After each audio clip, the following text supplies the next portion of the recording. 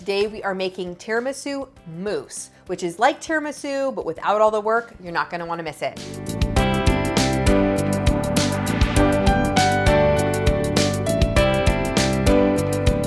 Hey everyone, it's Dorothy with crazyforcrust.com and welcome back to my kitchen. Today I'm sharing one of my most popular recipes. It's for tiramisu mousse. It's like a tiramisu pudding or kind of like a tiramisu, it's not quite mousse, it's not quite pudding, it's delicious. And it's easy, you don't have to worry about finding ladyfingers or layering it in the pan. It's so simple, you're gonna love this recipe. For more delicious desserts and easy recipes, be sure to subscribe to my channel. Now let's get in the kitchen.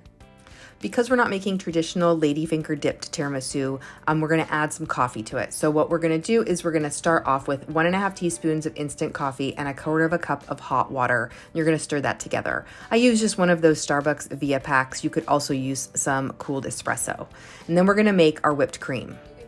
You can definitely substitute Cool Whip if you prefer in this. I just like the fresh whipped cream, but Cool Whip would make it even easier. The whipped cream is 1 cup of heavy whipping cream that's cold, and you're going to just whip that until stiff peaks form. You can see my dog is waiting for her little bit of it right there. And then I'm going to mix together cream cheese and powdered sugar. You want to mix 8 ounces of cream cheese with 1.5 cups of powdered sugar. I use cream cheese in this recipe because it's really, really hard for me to find mascarpone in my regular grocery store, but if you can find that, you can substitute it.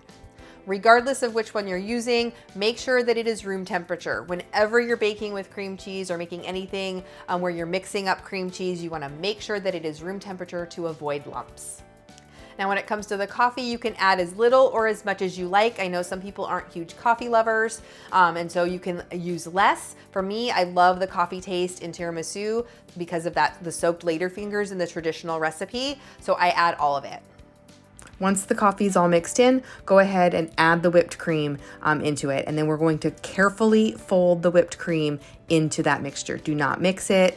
Don't do anything that's going to break the whipped cream. Just fold it carefully.